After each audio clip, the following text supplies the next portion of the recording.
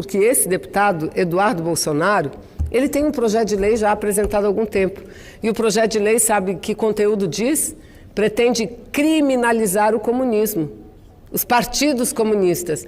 O comunismo ele não vai poder criminalizar, aliás, ele tem que voltar para os bancos escolares ou então estudar por conta própria para saber o que é o comunismo. O comunismo nunca se instalou em lugar nenhum no mundo, nunca. Nem mesmo o socialismo pleno chegou a ser instalado, ele que vai ler, ele que vai estudar para ver o que é realmente o comunismo. Nós somos um partido comunista porque nós defendemos o comunismo. E o que é o comunismo? Algo comum a todos. É uma sociedade tão avançada, mas tão avançada, que eu nem sei quando é que um dia vai poder se instalar. É uma sociedade onde os valores serão os valores humanos e somente isso, onde ninguém será mais do que ninguém. No final ele fala do MST. Ele é perguntado sobre o projeto que muda a tipificação do terrorismo, qual era a opinião dele. Estou seguindo aqui na entrevista que o deputado filho do presidente deu, e perguntado sobre essa legislação, e essa lei tramita aqui. O que ele diz? Ele disse, não tem que mudar, tem que punir, tem que considerar tem que qualificar, enquadrar como uma ação de terrorismo todo o MST. Quando nós pensamos que já vimos de tudo, das coisas mais bizarras da esquerda, vem a Vanessa Graziotin defender o comunismo.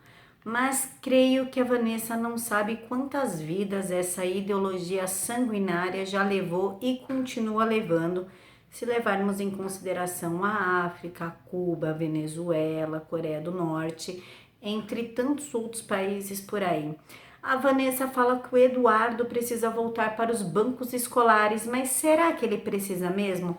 Vamos ver mais ou menos quantas pessoas morreram por causa dessa ideologia assassina que a Vanessa defende. Creio que ela nunca ouviu falar em Holodomor, o Holocausto ucraniano.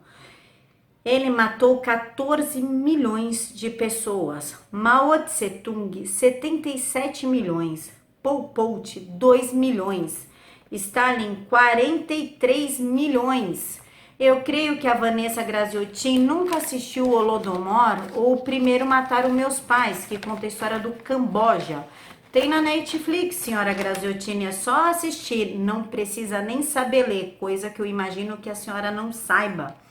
Mas, para complementar a sua nova descoberta sobre esse regime assassino, leia o livro Negro do Comunismo, ou Comunista Exposto. Já é um bom passo para a senhora largar de ficar falando bobagem por aí em pleno plenário. Acorda, Vanessa. O comunismo tem que sim ser criminalizado, como foi o nazismo.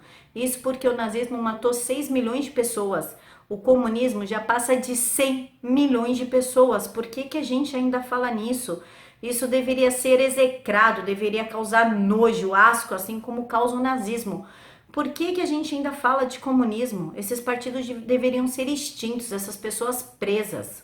Mas Vanessa, se você acha tão maravilhoso esse regime ordinário que você defende, que tal ir para a Coreia do Norte? Por que você não vai morar na Coreia do Norte? Por que você não vai morar na Venezuela? Mais respeito, Vanessa, com quem sofre na mão desses ditadores que são seus amigos, como Maduro, como os Castros.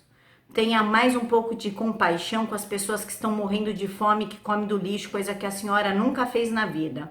Mas eu ficaria muito feliz e começaria a te levar a sério se você fosse passar uma temporada lá na Coreia do Norte. Tá afim? E é por isso, pessoal, que nós temos que entender a importância da escola sem partido. Eu vejo que muitas pessoas têm dúvidas acerca desse programa, mas ele não visa criar uma lei. É uma lei que já existe, que são os deveres e direitos dos professores. A única coisa que o programa quer é colocar uma cartolina dentro das salas de aula para o aluno saber o que o professor pode ou não pode fazer. Ah, mas o professor não vai mais falar de política. Mentira! Vai falar sim, não tem como lecionar história sem falar de política. Gente, falta um ano para me formar em história. Não tem como lecionar história sem falar de política. O que o programa quer é que se ensine todos os prismas da época. Por exemplo, o comunismo. Quantos matou? quem começou, quem foi Lenin, quem foi Stalin, quem foi Che Guevara, o maior assassino de homossexuais, negros e estuprador de mulher.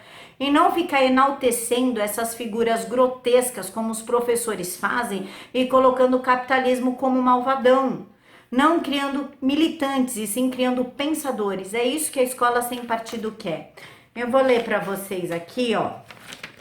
O programa impede do professor falar de política? Obviamente não. Seria impossível ensinar história ou geografia, por exemplo, sem falar de política. Ao falar de política, porém, o professor deve ter cuidado para apresentar aos alunos o outro lado da moeda, sem se omitir, exagerar ou distorcer fatos. É isso, tá aqui, ó, o folhetim da Escola Sem Partido, eu tenho ele há mais de um ano, mas tem o site do Escola Sem Partido, escolasempartido.org e programa escolasempartido.org. O programa Escola Sem Partido é realmente sem partido? 100% sem partido, o que não significa que ele não contrarie interesses partidários. Naturalmente, os partidos e organizações que aparelharam ilegalmente o sistema de ensino serão prejudicados se a lei for aprovada. É somente isso. Tudo que o programa quer é fazer valer o que já existe na Constituição. É simplesmente isso, o direito ao livre pensamento, a liberdade de consciência e da crença, a liberdade do aluno aprender, que está no artigo 5º da Constituição Federal, artigo 5º e 206. O princípio constitucional da neutralidade política, ideológica e religiosa do Estado, artigo 1º, inciso 5º, artigo 5º, caput 14, caput 17, caput 19. O pluralismo de ideias, artigo 206, o direito dos pais e alunos sobre a educação religiosa e moral dos seus filhos, artigo 12, 4 da Convenção Americana sobre os Direitos Humanos. Tá tudo aqui, gente. Isso não é uma nova lei que a Escola Sem Partido, que o Miguel Najib quer criar. Já existe. Ele só quer fixar um cartaz dentro da sala de aula, somente isso. Mas ainda falando sobre essa bizarrice que a Vanessa falou, ela também fala sobre o Eduardo Bolsonaro colocar o MST como grupo terrorista. Sim, tem que colocar. É um projeto que já tramita por ele desde 2016. Não aprovaram e nem desaprovaram e tem que ser aprovado. MST é grupo terrorista, sim. Eles invadem propriedade, eles matam animais, eles destruíram um laboratório de plantas, eles abrem vacas prenhas, matam seus fetos, eles derrubam torres de transmissão, eles colocam fogo, eles não fazem nada a não ser depredar. Eles são o quê? Bandidos e terroristas, pronto. E se eles agem como terroristas, eles têm que ser enquadrados na lei de terrorismo. Acabou, não tem que ter movimento do sem teto, movimento do sem teto sem terra, movimento do sem carro, sem casa, sem nada. Chega. Esses caras só servem para assentar, fazer arruaça, fazer zona e ir embora. Somente isso. O que de produtivo o MST faz? Nada. Agora, Vanessa, você tá com dó e tão preocupada? Dê sua fazenda para eles, querida. Abre as portas da sua fazenda e aloque todos. Coloca na fazenda do Lula. Já que vocês são tão preocupados. Agora, jogar esse problema de vocês para cima da população? Não.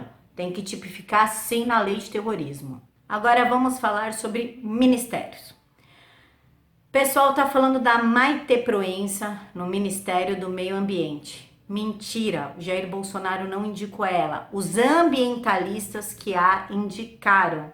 Isso não significa que o Jair Bolsonaro aceitou, tá, gente? Mas ele aceitou o Joaquim Levy. Quem que é o Joaquim Levy? Ele foi ministro da Fazenda no governo da Dilma Rousseff. No governo Lula, ele foi secretário do Tesouro Nacional e no governo do Fernando Henrique, ele foi secretário adjunto de Política Econômica do Ministério da Fazenda e agora ele assumiu a presidência do BNDES no governo Bolsonaro. Eu fico meio assim de quem vem desses governos corruptos, né? A corrupção mais endêmica, né? Começou no FHC e foi tomando formas, moldes, até virar bola de neve, que virou no governo Lula e no governo Dilma.